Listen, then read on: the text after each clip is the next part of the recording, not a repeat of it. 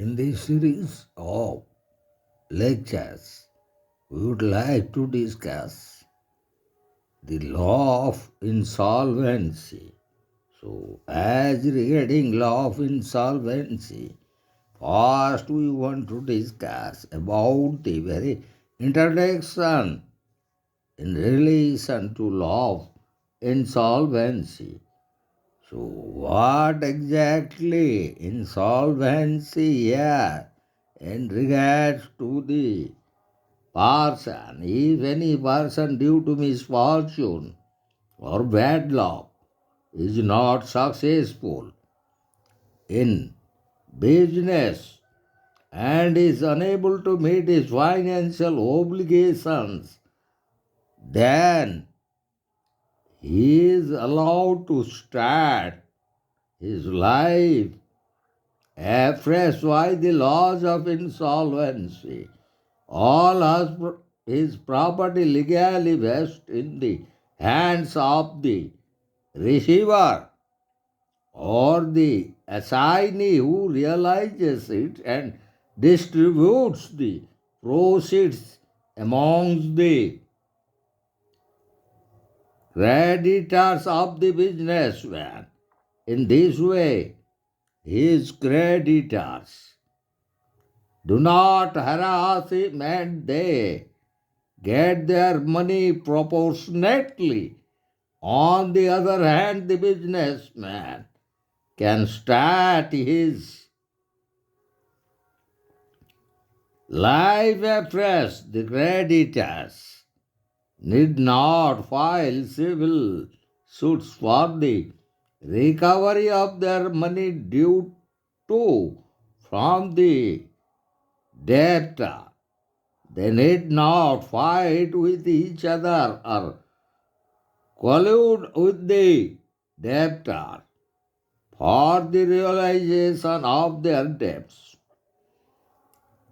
They can look forward to the official receiver or assignee to an expeditious, a fair and equitable distribution of the debtor's assets according to their claims.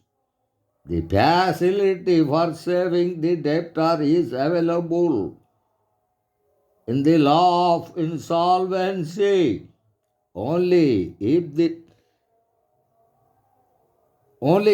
insolvency is caused by misfortune and not by his misconduct.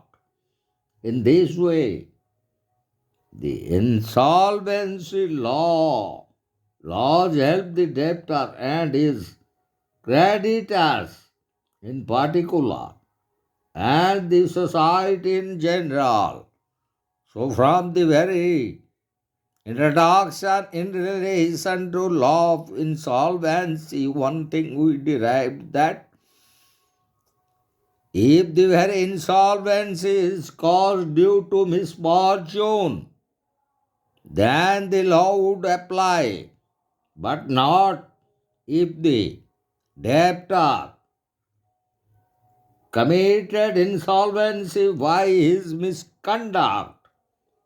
So, now we'll discuss exactly the meaning of insolvency and insolvent.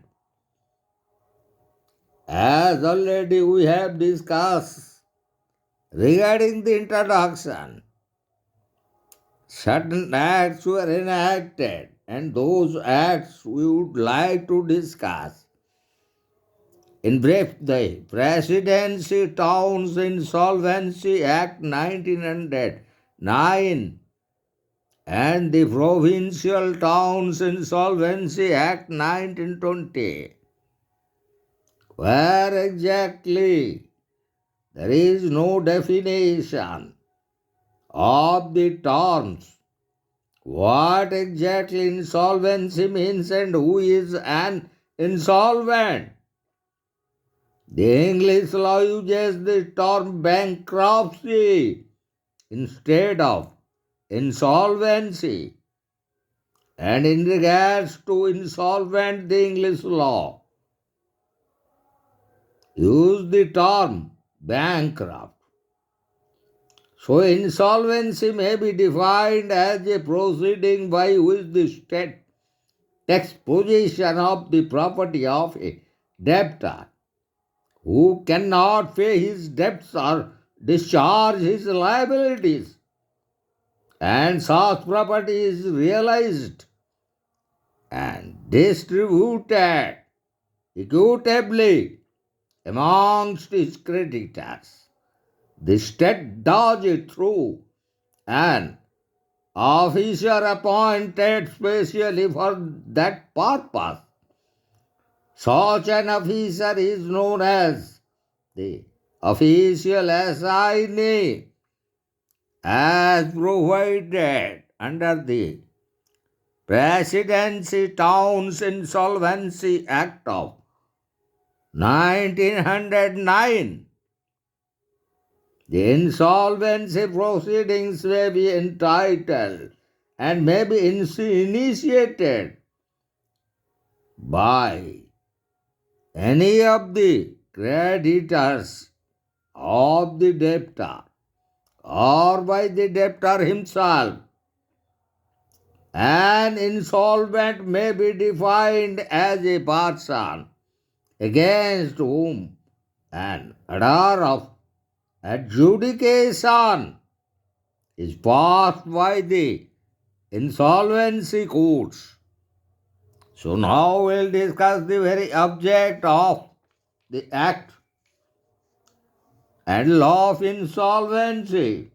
The object of insolvency legislation is twofold. One is to protect the honest traders, debtors, otherwise, and to safeguard the interest of the creditors by means of equitable distribution of the assets of the debtor. In fact, the modern insolvency legislation provides a system whereby an honest trader or debtor can in substance pay into court what he has and is thereby relieved of all unpaid debts. A person who is adjust insolvent is required to hand over his assets to an officer appointed by the court who distributes them ratably among the creditors. After the distribution is complete, the unpaid debts are cancelled and the insolvent is allowed to start his economic life anew. So, Professor Blackstone in this regard defines that the laws of insolvency are laws calculated for the benefit of trade and founded on the principles of humanity as well as justice, and to that end they confer some privileges not only on the creditors but also on the insolvent debtor himself. And in connection to the very laws of insolvency, almost we have discussed the very introduction, the meaning and object of the law of insolvency, and in particularly in relating to India, we would like to discuss some insolvency statute. As regarding that, we would like to discuss the Presidency Towns Insolvency Act 1909, which applies to the presidency towns of Bombay. Now it is renamed as Mumbai, Calcutta, and Madras, as it is now renamed as Chennai. And so also the Provincial Towns Insolvency Act of 1920, which applies to the rest of India. And in short, it is otherwise called the Provincial Act. Both these acts are based on English Bankruptcy Act. In fact, many of the provisions of the English Bankruptcy Act have been bodily incorporated in the Indian Acts. Therefore, Indian courts do refer to English decisions where necessary in construing the provisions of the Indian enactments. Most of the provisions of these two acts are similar except few points of difference which have been mentioned at our discussion in this lecture at appropriate places. So both the acts were amended by the Insolvency Laws Amendment Act 1978. So one important question arises in regards to insolvency. Who may be adjudged insolvent? In regards to that, the very answer is that in general, any person who is capable of entering into a contract as per the provisions of Indian Contract Act 1872 may be adjudged insolvent provided he is a debtor and he has committed an act of insolvency. And in the very term debtor as used in the insolvency law is considered in a limited space or in a limited sense. It includes persons who are subject to the laws of India, the position of certain person as regards application of insolvency laws that we would like to discuss now in our continuing lecture on law of insolvency. So the laws of insolvency in regards to foreigner. A foreigner cannot be adjudged insolvent in India unless he commits an act of insolvency during his personal residence in India. However, it is not necessary that he is present in India at the time of presentation of the petition for insolvency. In any case, a non-resident foreigner cannot be adjudged insolvent in India, even though he carries on business through an agent in India, unless he commits the act of insolvency. Here, so also we would like to discuss the position of a minor. A minor is not personally liable according to the Indian Contract Act of 1872. Therefore, he is not a debtor within the meaning of the insolvency law. In any case, if somehow or the other he has been adjudged insolvent, then the order of adjudication must be annulled. And now we'll discuss about a lunatic. A lunatic cannot be adjudged insolvent except for the debts contracted by him while he is insane. And now we'll discuss about the application of the law of insolvency in regards to partners and the partnership firm.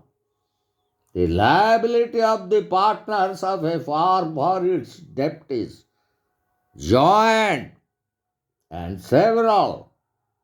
A creditor of the firm may therefore present a petition of insolvency against any one partner of the firm without joining the others, or he may present a petition against two or more or all of them.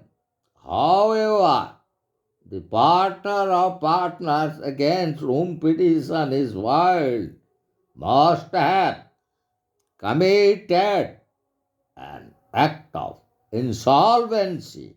So, in that connection, we would like to discuss the judgment delivered by Honorable Supreme Court in the very leading case, that is, Farm Mukundlal versus Purushottam Singh in 1968, where the Honorable Supreme Court held that an adjudication order can also be made against a firm in the firm's name. Such an order operates as if it were an order made against each of the partners constituting the firm. However, in such a situation, each of the partners must have committed an act of insolvency, or the partners must have committed an act of insolvency jointly, as it was decided by the Honorable Supreme Court in 1968 in the leading case Farm Mukundlal versus Purushottam Singh. So, as regards to a joint Hindu family, how the very law of insolvency is applied, that we would like to discuss. The members of a joint Hindu family may be adjudged insolvent if they are personally liable on a joint debt and have committed an act of insolvency jointly, where joint family business is carried on by the karta or manager of the joint family and debts are contracted by him in the course of business in other. The members of the family cannot be adjudged insolvent. Even a minor member of a joint Hindu family can in no case be adjudged insolvent, even though he has taken an active part in the family business. And now we'll discuss relating to the application of the law of insolvency in regards to joint debtors, where a joint debt by two or more debtors remains unsatisfied. The creditor may present a single petition against them, provided that some act of insolvency has been committed either by each of them or by all of them jointly. And now we'll discuss the very application of the law of insolvency in regards to incorporated company or corporations. An incorporated company can never be adjudged insolvent. However, it can be wound off in accordance with the act by which it was incorporated, thus a company registered under the Companies Act 1956 can only be wound off by the proceedings or the procedures as provided under the Act. So, as we found almost many similarities in between the Presidency Act of 1909 and the Provincial Act of 1920. So, in regards to the very provision of insolvency, we found the very similarity under Section 9A of the Presidency Act of 1909 and Section 6A of the Provincial Act of 1920. So we have seen that a person can be adjudged insolvent only if he is a debtor within the meaning of insolvency law and has committed an act of insolvency. Thus, an act of insolvency on the part of a debtor is a prerequisite for a petition for his insolvency. It is something done or suffered by a debtor which gives the court jurisdiction to make an order of adjudication of insolvency. To reiterate, the term Act of Insolvency is not in the Insolvency Acts, but both the Acts enumerate certain acts as indicators of insolvency and which the insolvency petition may be founded. So, accordingly, a debtor commits an act of insolvency in each of the following cases, and we would like to analyze those following cases.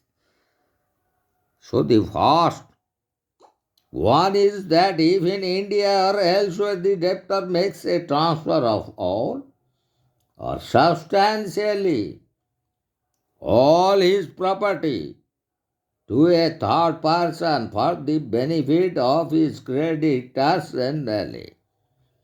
The relevant thing to be looked into under this clause is the fact that the bulk of the property, the whole or substantially, the whole has been transferred. It does not make any difference even if the transfer is for the benefit of the creditors generally. The transfer becomes void if the debtor is adjudged insolvent within 3 months of the transfer. And the second principle that we would like to discuss, that is If in India or elsewhere he makes a transfer of his property or any part thereof with intent to defeat or delay his creditors. So under this clause, it is essential that the transfer should have been effected with intent to defeat or delay the whole body of creditors and not a single creditor. The intention is to be inferred from surrounding circumstances. And in the third, cases that we found if in India or elsewhere, he makes any transfer of his property or any part thereof which would under the Insolvency Act or any other law enforce be void as fraudulent reference if you were adjudged insolvent. So also, if with the intent to defeat or delay his creditors he departs from or remains out of India, or he departs from his dwelling house or usual place of business or otherwise, absents himself or he secludes himself so as to defy his creditors of the means of communicating with him. So also, another basis is that if any of his property is sold in execution of the decree of any court for the payment of money under the provisions of the Act, or if any of his property has been sold or attached for a period of not less than 21 days in execution of the decree of any court for the payment of money.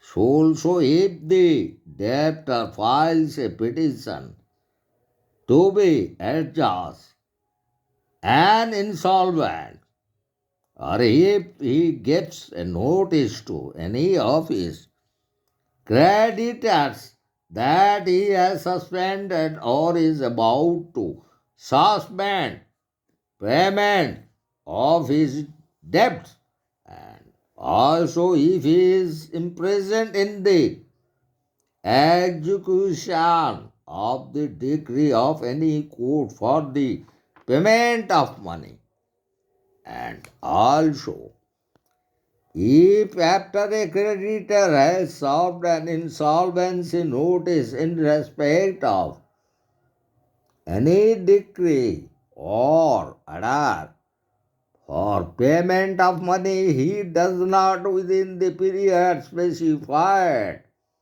comply with the requirements of the same. So, these are the basis on which an insolvency proceedings could be continued as provided under the Presidency Act of 1909 and the Provincial Act of 1920 in respectively as under Section 9(1) of the Presidency Act and Section 6(a) of the Provincial Act. And finally, here we want to discuss that the insolvency notice which mention that non-compliance with the terms of notice would be regarded as an act of insolvency itself. The insolvency notice is in a prescribed form and is given through the court. No insolvency notice can, however, be served on a debtor residing whether permanently or temporarily outside India, unless the creditor obtains the leave of the court thereof.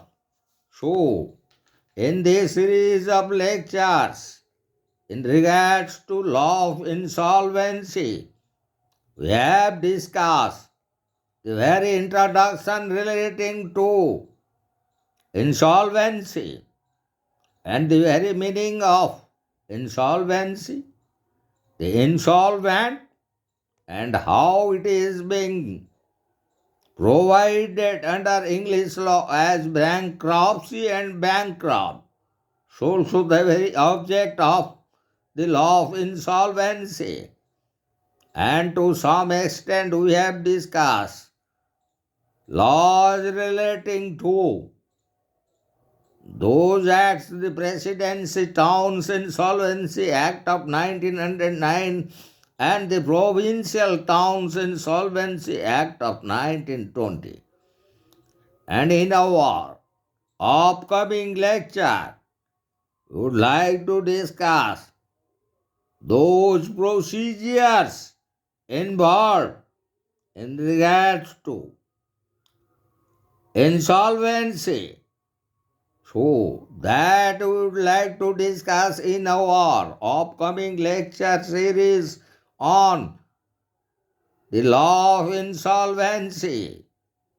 Even though in 2016, the government of India ultimately enacted a code which would be called as Insolvency and Bankruptcy Code of 2016. So, in our next upcoming lecture, we would like to discuss the very procedure of insolvency.